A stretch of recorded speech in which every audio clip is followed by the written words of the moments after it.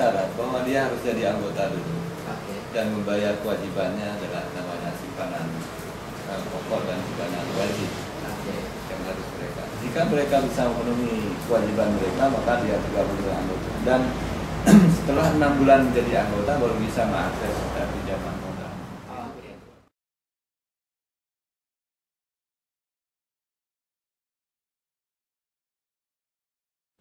Untuk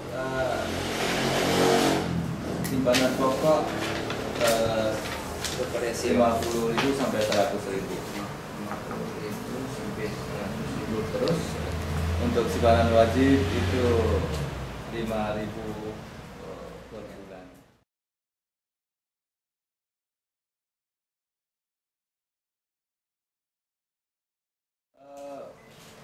Kalau kita melihat bahwa ketika kita baru menyentuh bahwa mereka adalah tidak memiliki apa-apa, dan kemudian kita bangun, dan kemudian ekonomi mereka tumbuh dan semakin berkembang terus, dan di beberapa komunitas itu sudah usahanya sudah sangat berkembang dan kemudian terus berjalan sampai saat ini, dan itu sangat berpengaruh juga terhadap kehidupan mereka. Itu dari sisi fisik, rumah juga sudah bisa diperlebar, dari bantuan yang diberikan sudah diperluas, dan itu menjadi sebuah dampak dari proses yang kita lakukan. Dan kemudian jumlah orang yang tergabung dalam kelompok itu juga semakin tinggi.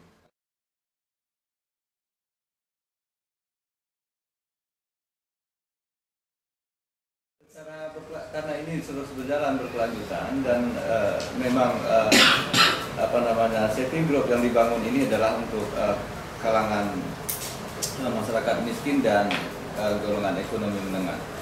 Jadi yang mengakses dari yang menjadi member dari kelompok-kelompok simpan pinjam dan koperasi.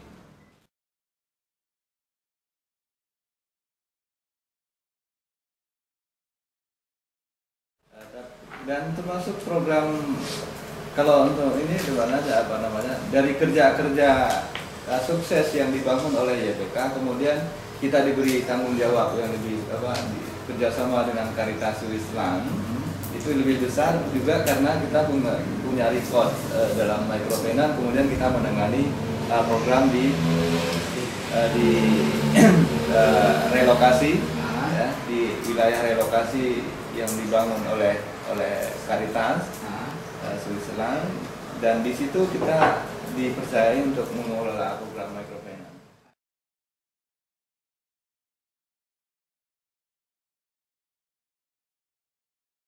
Orang belajar banyak, tapi kita tidak tahu apakah mereka mengembangkan. Myanmar Februari yang lalu juga kita diskusi, tapi apakah kemudian menerapkan hal yang sama, tapi sama-sama memiliki program itu.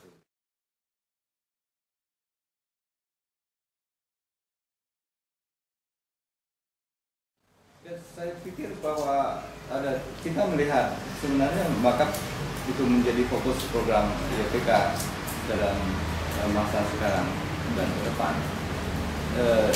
Terhadap ekonomi itu harus memang kita terus lakukan. Kemudian persoalan BRL, dan itu juga kita sudah melakukan sejak tahun 2009, karena itu juga sangat berpengaruh terhadap kehidupan masyarakat saat ini dengan konteks bencana yang sering terjadi, khususnya banjir.